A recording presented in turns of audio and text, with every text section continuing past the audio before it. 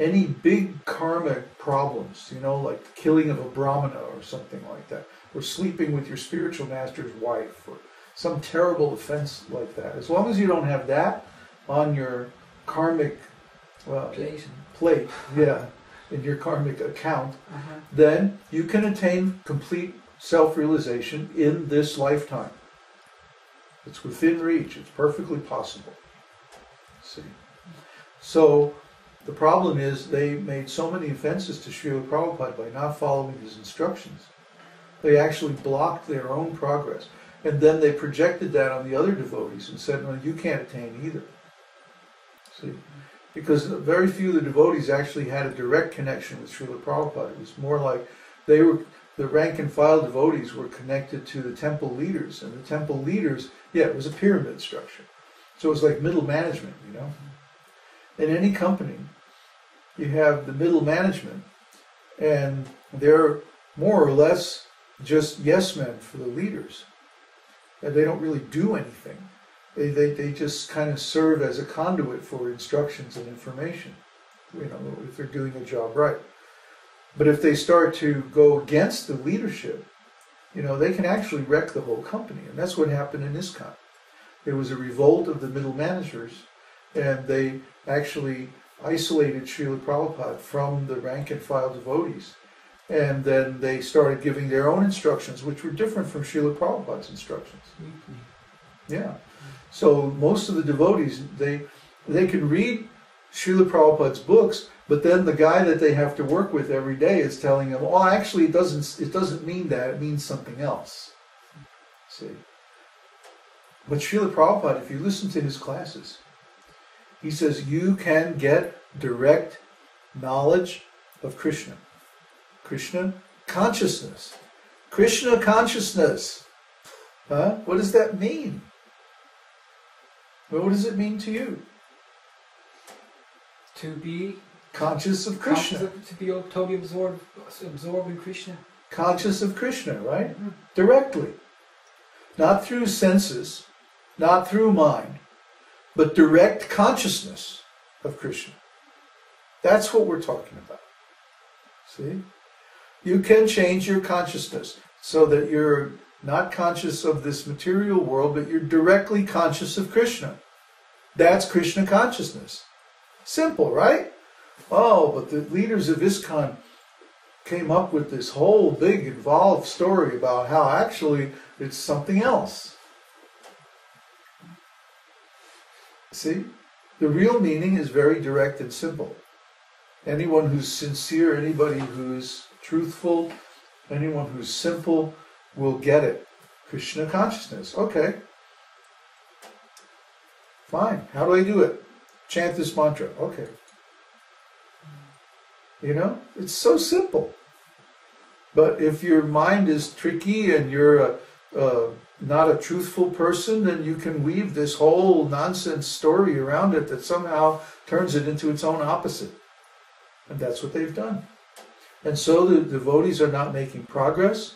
They're not attaining realization. Huh? I mean, there's a couple of devotees on our forum who have been chanting as long as I have, but they're not realized. Well, why not? What's different about what they did and what I did? I attained realization and they didn't. We all started out just as from the same place.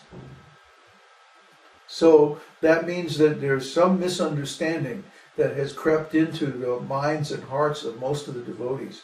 How did that happen? It could only have happened one way, through the leadership.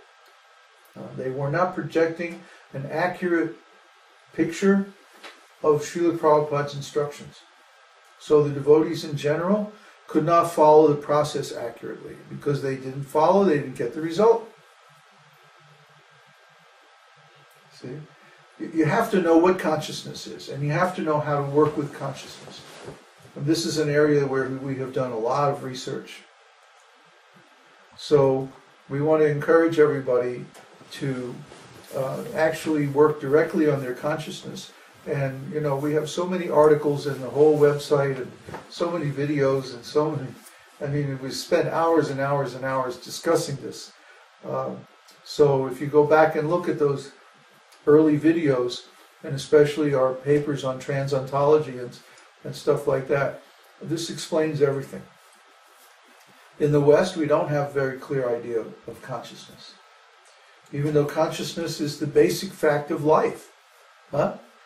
Without consciousness, everything else is useless. It's finished. Zero. So, because consciousness can't be measured, it's not an objective phenomenon, it's a subjective phenomenon. You know you're conscious, but you can't actually directly prove to anybody else that you're conscious. You can know what the contents of your consciousness are, but nobody else does. See? That means consciousness is intrinsically subjective, individual, and separate. So there's no such thing as a collective unconscious or any of that nonsense. See? People have to know what is the actual science of consciousness. Consciousness is Brahman. Brahman is the energy of Krishna.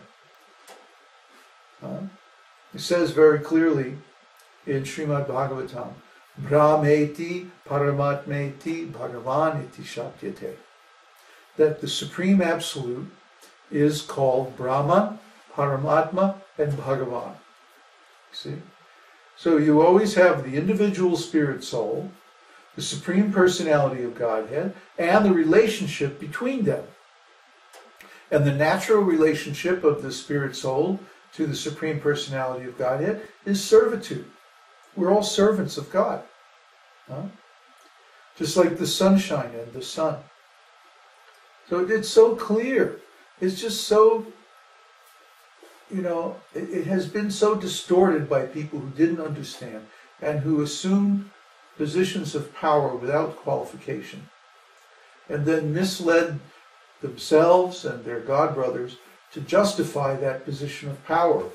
You see? That was the motivation. You want to understand, why did these people distort the philosophy? Why did they distort Śrīla Prabhupada's instructions? It was because they wanted to justify their position of power. Well, we're not self-realized. No, we're not.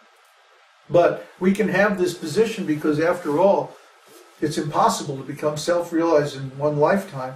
Therefore, we might as well, take this position because we're somehow or other representing Śrīla Prabhupada. I mean, it's a whole involved. I don't understand it myself. It doesn't make any sense to me, so I can't really do a very good job of presenting their arguments. But somehow or other, they wanted everyone to accept them as being representative of Śrīla Prabhupada, even though they didn't actually understand, and they admitted that they didn't understand Śrīla Prabhupada's instructions. Now, how do you figure that? They admitted? Yeah. Yes? Question from Mike. Okay. Is there a danger of getting stuck in devotional service in ecstasy? When one has made the decision to get to devotional service in pure love of Godhead, there is still a huge desire to get past the ecstasy stage, no matter how good it feels. Yeah.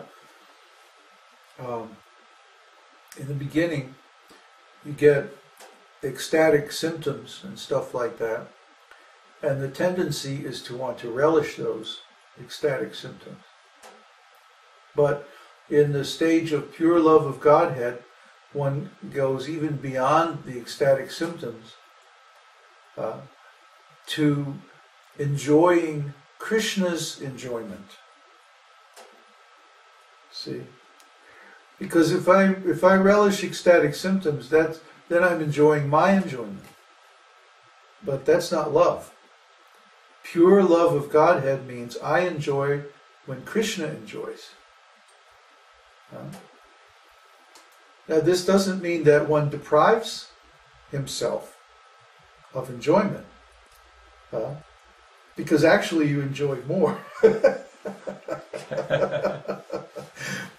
We automatically enjoy when Krishna enjoys, because Krishna is present within our hearts.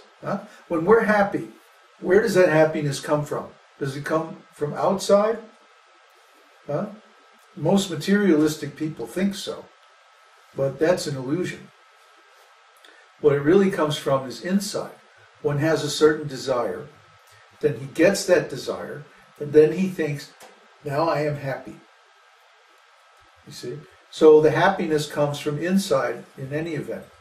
And in real happiness, when we have spiritual happiness coming from Krishna, then the source of happiness is Krishna within our heart. Try to understand.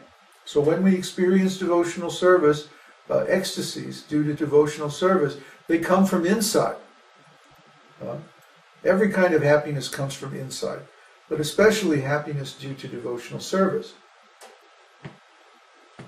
So Krishna is there in our hearts. He's giving happiness and distress, memory and forgetfulness, knowledge and